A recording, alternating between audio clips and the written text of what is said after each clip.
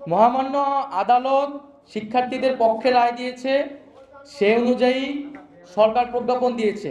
কিন্তু সরকার এই প্রজ্ঞাপন দিতে যত রক্ত মারিয়েছে, যত লাশ পড়েছে, সেটা অনাকাঙ্ক্ষিত। এর জবাব আমরা চাচ্ছি। দ্বিতীয়ত, প্রজ্ঞাপনের আগে শিক্ষার্থী এবং অন্যান্য স্টেক হোল্ডারদের সাথে নীতি নির্ধারণী সংলাপ প্রয়োজন ছিল। এই ধরনের সংলাপ ছাড়া প্রজ্ঞাপনকে আমরা চূড়ান্ত সমাধান হিসেবে গ্রহণ করব না। তাই আমরা যথাযথ সংলাপের পরিবেশ তৈরি করে এবং সকল স্টেক হোল্ডারদের সমন্বয়ে আমরা একটি নীতি নির্ধারণী সংলাপ চাচ্ছি, এবং আমরা কোটা নিয়ে যাতে ভবিষ্যতে কোনো ধরনের সমস্যা না হয় সেজন্য একটি স্বাধীন কমিশন গঠন করার আহ্বান জানাচ্ছি। এবং এই প্রজ্ঞাপনের সাথেই কিন্তু কেবল আমাদের আন্দোলনটি সম্পর্কিত নয়। আমরা কিন্তু আন্দোলন থেকে সরে আসছি না। যারা জনগণ আমাদের সাথে নেমেছে, তাদের বক্তব্য, তাদের দাবি দেওয়া, তাদের যে হতাহত, তার সুস্পষ্ট সমাধান এবং বিচার না হওয়া পর্যন্ত আমাদের আন্দোলন কিন্তু অব্যাহত থাকবে।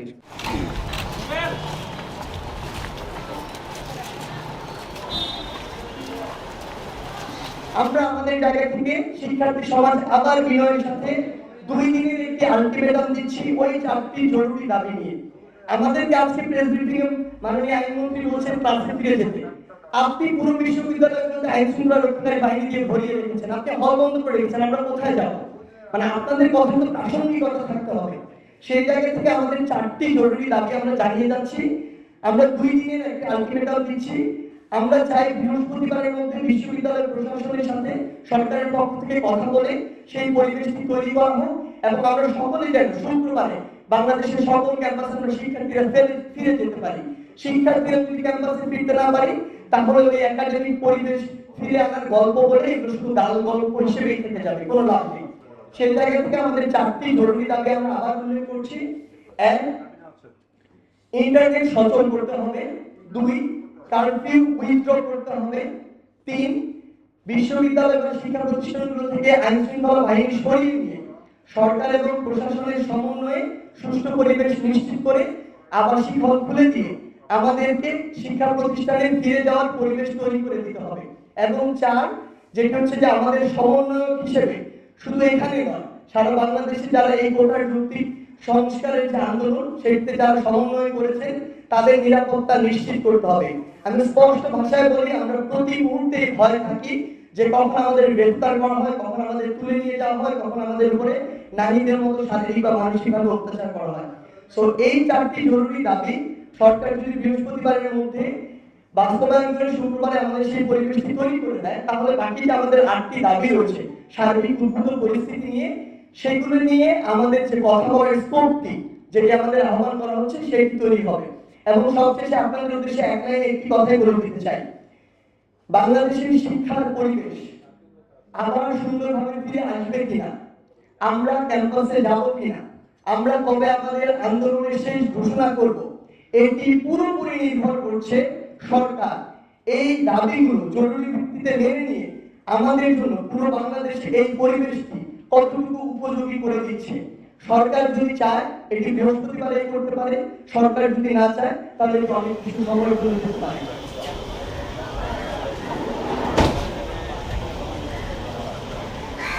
সরকারের দায়িত্বশীল ব্যক্তিরা বিতর্কিত এবং উস্কানিমূলক বক্তব্য দেয় এবং পরবর্তীতে ছাত্রলীগ এবং যুবলীগের সন্ত্রাসী কর্মকাণ্ড এবং আইন শৃঙ্খলা বাহিনীর অন্যায়ভাবে দমন পীড়ন ও হামলা মামলা চালিয়ে এক রক্তক্ষয়ী পরিস্থিতি তৈরি হয়, যেটি অনাকাঙ্ক্ষিত ছিল। বিশ্ববিদ্যালয় প্রশাসন ও আইন শৃঙ্খলা বাহিনী যখন শিক্ষার্থীদের নিরাপত্তা দিতে ব্যর্থ হয়, তখন আমরা অভিভাবক, শিক্ষক সহ school, college, private, public, national সকল ধরনের শিক্ষার্থীদের এবং সর্বস্তরের নাগরিকদের রাজপথে নেমে আসার আহ্বান জানাই আমাদের নিরাপত্তার জন্য। ছাত্র নাগরিকরা প্রতিরোধ গড়ে তোলে এবং পরবর্তীতে আমরা দেখতে পাই যে সারা দেশে ইন্টারনেট বন্ধ করে এক ধরনের ডিজিটাল ক্র্যাকডাউন পরিস্থিতি তৈরি করা হয় এবং শিক্ষার্থীদের হলগুলো থেকে বিতাড়িত করা হয়, যা সুস্পষ্ট মানবাধিকার লঙ্ঘন।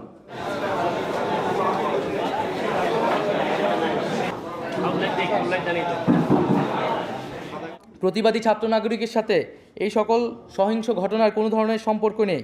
এটা স্পষ্ট সরকারের দায়িত্বহীন আচরণ ও দমনপীড়ন নীতির জন্য এই অরাজক পরিস্থিতি তৈরি হয়েছে। এর দায় সম্পূর্ণ সরকারের। এখন সমগ্র পরিস্থিতির দায় শিক্ষার্থী ও বিভিন্ন রাজনৈতিক দলের উপর চাপিয়ে সরকার পুনরায় দায় এড়াচ্ছে। যখন আমরা শাহবাগে বারবার আহ্বান জানিয়েছি যে আপনারা আমাদেরকে এই আহ্বানটুকু করুন, বর্ষের স্কোপটুকু করে দিন, বিভিন্ন অংশীদারের সমন্বয়ে আলোচনা করে আমরা এই কোটার একটি যৌক্তিক সংস্কার চাই, তখন আমাদের কথা শোনা হয়নি। সেই দাবিকে ভাঙচুরে আপনারা পরিণত করে সেই দাবিকে মেনে নিতে গিয়ে 300, 400 কিংবা নানা যারা অজানা অসংখ্য মানুষের লাশ ফেলে দিয়ে আজকে আপনি ঠিকই সেই দাবিটি পূরণ করতে যাচ্ছেন। কিন্তু এই যে ক্ষতিগুলো হয়ে গিয়েছে বাংলাদেশের অসংখ্য পরিবারে, এগুলো আসলে কখনো পূরণ করা সম্ভব নয়। তাহলে এই যে জিনিসগুলো হয়েছে এগুলোর দায় কিন্তু সরকার এড়াতে পারে না। আজকে সরকারের নীতি নির্ধারক মহলের বিভিন্ন মন্ত্রী যেভাবে সংবেদনশীল বক্তব্য দিচ্ছে, এমন একটি বক্তব্যের প্রত্যাশা আমরা শাহবাগে 10 দিন ছিলাম, কিন্তু তখন তারা আমাদেরকে বিভিন্ন ট্যাগ দিয়েছে। তো এই জায়গাগুলো আসলে এখন সরকারের জায়গা থেকে যত কিছুই বলা হোক না কেন, এটা কখনো এই পর্যন্ত আসার কথা ছিল না।